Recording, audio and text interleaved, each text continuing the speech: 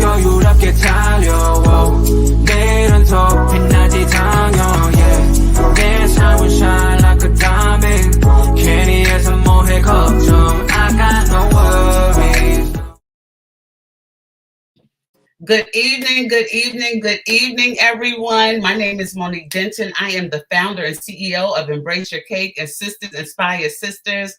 I am excited about tonight's show, but listen, let me give you a quick update. If you have not joined our 50 Phenomenal Women movement, you need to be a part of it. We are looking for 50 phenomenal women speakers and authors to be a part of our virtual summit in November, and also to be a part of our third installment in the Sisters Inspire Sisters book anthology movement.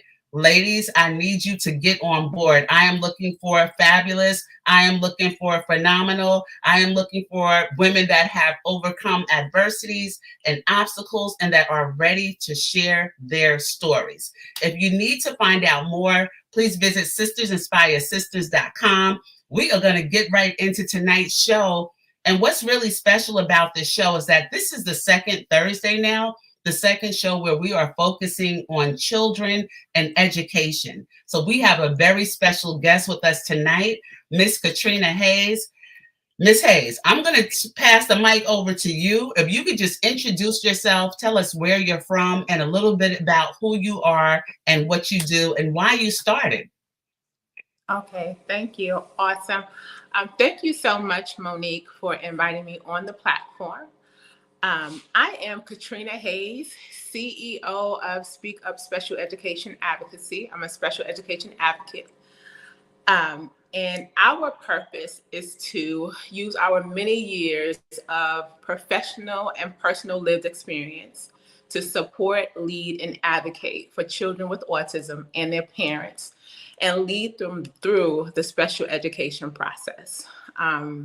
I tell people I'm a Brooklyn, New York gal that resides in North Carolina. Yes, New York in the house. So, okay, and now you're based out of North Carolina. Yes, Cary, North Carolina, which is not too far from the Raleigh, North Carolina area. And so we are just out here we are out here changing lives, catering to the needs of children, and just doing what needs to be done for the world at this moment. Absolutely. I mean, I love it. And I took a look at your website. There's so much information on there. But one, I just want to say kudos to you and congratulations on being a scientist. We don't meet a lot of scientists of color, and then we don't meet a lot of scientists that are women of color. So how does that, your background in science, what role does that play in everything that you do in terms of advocacy for children with special needs? And we call them in the HR world differently abled children and differently abled students. Okay, you know what? Not many people know about my science background. I put it out there. I'm proud of it. Listen. I usually don't bring attention towards it, but I am a science. I have a master's degree in medical biology. And so what that does is it allows me to fine tune and on things that people usually overlook. Mm-hmm. And so with scientists, we're always looking for stuff through the microscope. We're always looking for those subtle differences that can determine an outcome. And I think that's what helps me be a lot effective when I am reviewing an IEP, or whether I am looking at a child in a therapy session that just needs a small tweak in a procedure or something being done that allows them to utilize what they're working with more effectively and more of a good fit for them. I am also the mother of a teenager with autism, and I'm the sister of an adult with autism. So autism has been my life. I tell people that I really don't know what a typical life is, because my brother, who is 14 years younger than I am, I spent a lot of time taking care of him when my mother was working in Rikers Island in New York as a correction officer, doing her 16-hour shifts, which don't include going to sleep and drive time. And so on her days where she had IEP meetings, I was coming to her IEP meetings, being her advocate, because I had the stamina and the resolve to stand and get the services that he needed. Wow, that is wonderful. And it's interesting because I think about, women in certain age groups, and men too, who are, I call latchkey children, where while our parents worked, we were responsible for taking care of the home, our brothers or sisters, and different things. But one of the things that I always think about, especially in the Black community, with labeling children with special needs or with autism, what's your experience in terms of behavioral challenges that might be labeled, and then there being actual challenges where there are special needs? How do you identify? I guess the question is, how do you identify the difference, if it's behavior or if there are other challenges? That is a very good question. What I will say, what I know is a lot of children who are diagnosed with ADD or ADHD are experiencing trauma. And it's interesting that you point to that, because my life is shifting from hardcore educational solely and dealing with the rights to more of a mental health focus. I recently became mental health first aid certified, where I can look at a situation or person, see the signs and symptoms of stress, of crisis, be able to listen effectively and help that person get to some resources. So we don't get to those more extreme instances of suicide or self-harm, etc. The telltales, something like autism and sensory challenges. Let's say the child is on the street and hears a fire truck.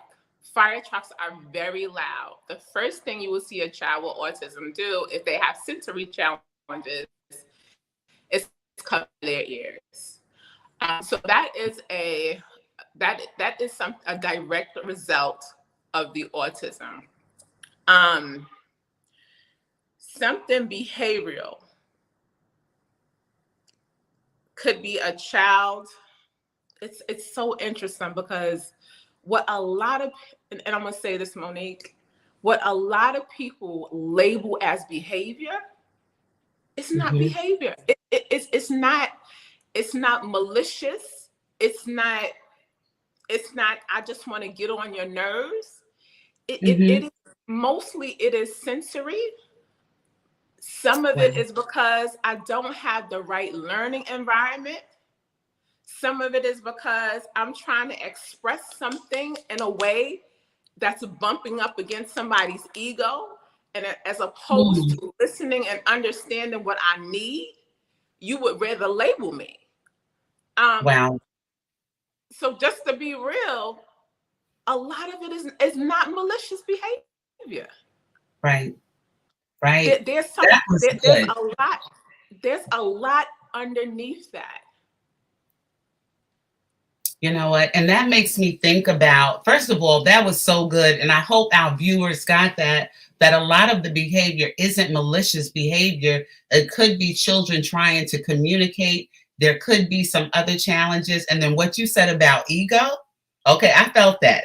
what you said about ego. They might be saying something that's either hurting now ego or that we don't agree with or we can't believe, or a behavior that we can't believe they're actually doing this. But like you said, there's no malicious intent involved. So how can parents, and how can adults identify the difference? How do we say, you know what, this might not be about them, this might be about us? And how do we deal with that? I'm gonna say something else that's not typical. I say the number one way you can learn how to deal with your child effectively is to take care of yourself. Mm-hmm. Self-care is a buffer, ladies. This is not about spa, and Lord knows I love the spa chair when I go get my mani-pedi, the massage. Right. Right. But it can be as simple as just sitting in your car. It can be as simple as downloading your favorite 15 to 20 songs on your iPhone and listening to that playlist and walking around your house for 30 minutes. It can be something as simple as changing the color of your toenail polish. It can be as simple as just breathing, just 3 breaths in and out before you respond to something, to give it that pause makes a huge difference.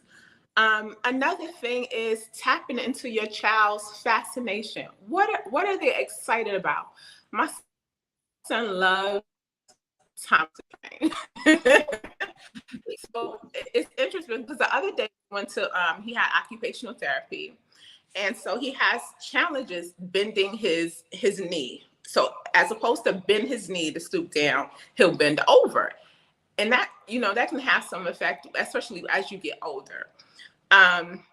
So the therapist used some little brown screws, and he wasn't excited to bend down and get there. There was no motivation. Honey, she got some Thomas the Train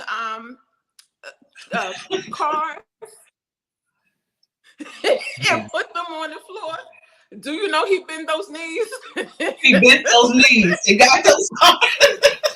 He bent those knees, and he just recently got a slot in surfing for autism, and so we're working on his back because we don't get in the water. We don't get in the water. Right. We don't swim. So I'm trying to get him prepared for this opportunity. Wow. And so she has him on this balancing board, and she's putting one Thomas on one side, so he got to stretch and balance to get it. And I'm sitting looking back, and I was like, now this is how you get it done. Right. But it and to tell you the truth, me and that particular therapist, it took us a while to get to where we are now, but it took me being able to communicate clearly. It took me participating in self-care. So when I did come to her and tell her some information, it was in a very professional but firm and loving way, and keeping him and his needs at the forefront. It took her being open enough to try something new. It took her being open to listen to what worked for him, what didn't work for him. And so it all comes together, but it actually starts with you taking care of you, and you knowing what that child needs, what they like, what's going to bring the best out of them. And I would just like to encourage sisters to just get to a point to where you're present with your child. When you're present, when you can look them in the eye, because a lot of people and adults do this. We just look over people. We're looking on our phones all the time. We're really not paying attention. Especially when children with autism are younger, getting down to that level, at eye level, is very important so they feel seen. Once a person feels seen, you know, they'll open up some more. Once they feel heard, it's even more. They open up even more. So it's just about getting in tune with ourselves. And once we get in tune with ourselves, we get in tune with our children, and things become a lot easier. Wow. So that was really good. I just want to acknowledge when you brought up Thomas the Train, one of our viewers said absolutely, absolutely agrees with when you talked about self-care and taking care of ourselves. And then Greg says, yes, Thomas the Train, LOL, solves problems for sure. So that was, and that just shows that there are different strategies that can be used to improve the situation or to improve the behavior. And you answered one of the questions that I had, because when I went to your website, I noticed that you had something on there about self-care and getting your mojo. So my question was going to be, how does that impact your children's learning or impact children with special needs? And you basically spelled it out for me. So thank you for that. And then also talking about getting on, eye level and showing that you're paying attention and showing that you're present. That's a human need. That is a human need for children that might be differently abled or not. That is really a human need. Now, you also do advocacy for the educational system. And so I have a couple of questions around that. I believe on your website, it's called FAPE. But can you tell us a little bit about what that is, what that stands for, and if our children aren't getting those services, what we can do to get them those services? Sure. FAPE is free and appropriate public education. And so that basically means a child with special needs is supposed to get a free education at no cost. And that is under IDEA, which is an individual, it's under IDEA, which is the actual law. But the IDEA then transfers over to a legal document, which is called an IEP, which is an individualized education plan.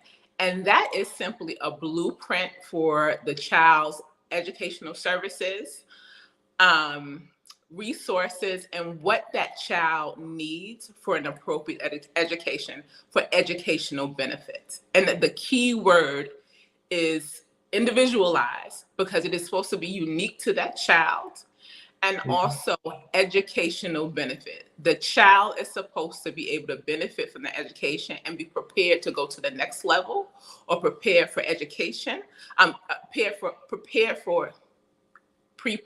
for employment, or can't think now, employment, further education, and independent living.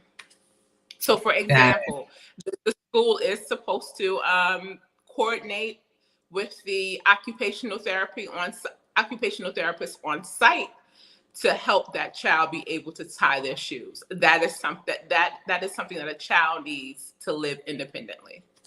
Mm-hmm. Wow.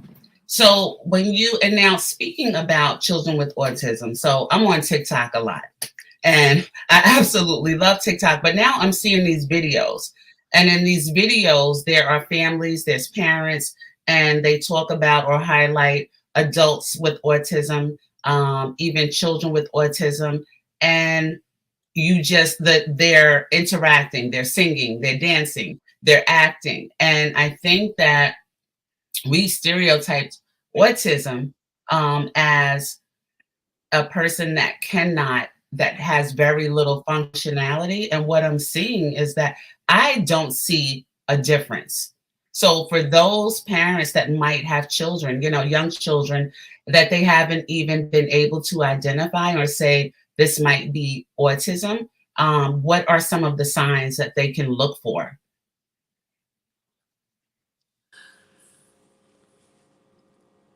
This is such an important observation.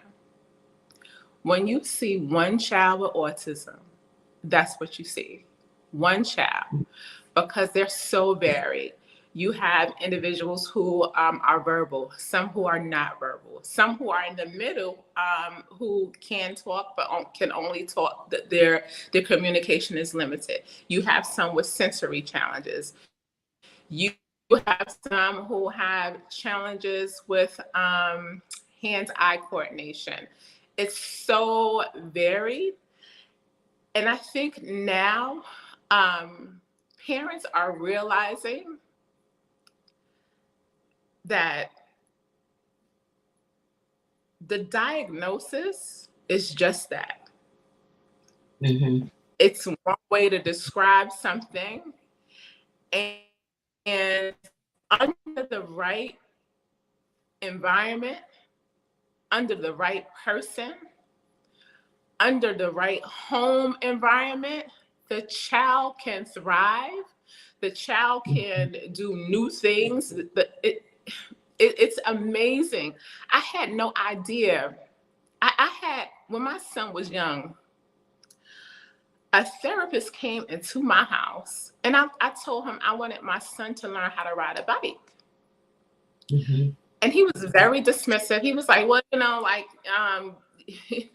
he was just like, well, a lot of people, they wish those things to happen, but they, that's not the reality. And I wanted to say so bad, you jerk. Right. Right. Right. To tell you the truth, I tried my best to get him out of my house as soon as possible. And I didn't select him as a therapist. But my son wound up learning how to ride a bike. And this summer he has some challenges riding a bigger bike because he's a teenager. But this summer he got a slot called I Can Bike. And I Can Bike has this program where they teach individuals with autism to learn how to ride a bike without training wheels. Wow. Where's that therapist? Where's the therapist? Because he needs to know, or she needs to know. They need to know. Okay. Wow. I don't know, but he ain't in my house. But that's just to say, when you hear the diagnosis, I know how it feels. I felt it very intensely when I got that diagnosis. And I didn't want to believe it because I had been, I knew how it was with my brother. But when you're a sibling and shift over to a parent, you don't really realize what was really going on until you have those shoes on. And so I just stepped into the role. And I would say, you hear the diagnosis, hear it, get to acceptance. And once you get to that acceptance, make it a point to find out all you can about autism. There are so many resources right now everywhere. And that's a good and a bad thing both. Know which resources are worth going to. For example, every state has a PTI center. That's a Parent Training and Information Center. They are supposed to give free information to parents. So whether it's dealing with concerns of IEP, or if you need mediation help, or you need help filing for due process or filing complaint, those centers are there to provide free information. What else can I tell parents about? I got a book right here. Because a lot of parents can't afford an attorney. There is a book called Asserting Your Child's Right to Special Education, and it's by David A. Sherman. I highly recommend this book. Let me get it in. Highly recommend this book. It's very easy to read. It has sample letters for you to write. Oh, wow. It has a statue and things like that. Goodness. We think all the time that we have to get these very expensive toys, fidgets for people who have sensory issues. We brought like a $4 toy from, it was either Walgreens or CVS, a little squeeze. It was like a hairy ball. It was like a squeezy ball with all these hairy things coming out of it. And it helped my son tremendously when he was going into the dentist's office because he has an aversion to dentists. So things like that, just be on the lookout, ask for different parents. You can contact me at advocatehayes@gmail.com and ask me a question. I have no problem, especially now during COVID, where so many children have not been getting the services that they need. Right, so, and the challenge. To sum it all up, don't let the diagnosis, don't hear the diagnosis and just shut down. Know that, yes, you've been given the diagnosis. Now just take one foot in front of the other and know that you can handle it. Know that you will be okay. And know there are people like me who don't mind giving you a hand up. Thank you. And that sums it up. I mean, that sums it up. I just want to thank you so much for being on the show. But I would like everyone to know, please share this broadcast. Make sure that you watch the replay to get additional information. I'm going to go back and put that book and the author's name in the comments. I'll also share again Katrina's website, and it's scrolling across the bottom of the screen, www.speakupadvocacy.com. And I took a look at the website. So the audience needs to know that there is an option there on the website for a free consultation if you have questions, if you have challenges. Like Ms. Hayes said, reach out, send an email, go to the website. What's important is that we understand that we're here, we're in this together. We're here to support each other. We have professionals that we are bringing on our broadcast in every field to help you in every way. And our goal is to come together as sisters to really empower our communities and to empower our families. So you can go to speakupsadvocacy.com. And where can we find you on social media, Miss Katrina? On Facebook, I am at Speak Up Advocacy. I am also Autism Fit Mom on Instagram. And just to let you know, we are launching a children's book. We were shooting for the May, but we're having an interesting time with the illustration. So we may have to push that back out a month or two. If you would be able to give them the link for the pre-orders, I appreciate it. And Absolutely. We are fingers crossed. We are seriously considering a nonprofit section to our because it's needed. I love it. Okay, so the link for the pre-sales for the children's book, can you give that to me now? Not really. Look at Okay. All right. So listen, we'll get back to that. We are going to share that. I'll make sure that I share that information with our network. I want to thank you so much. This has really been great. I can't wait till we come on and discuss it again. And just the comfort. What I got from you is even a certain comfort level that you're providing to parents that have children with special needs and that have children that are differently abled. So I just want to thank you for that and all of the work that you're doing to help and just making it, when you speak to you, it's like, oh, it's okay. It's okay. It's going to be all right. There's strategies, there's things that we can do, and it's going to be okay. So thank you so much for that.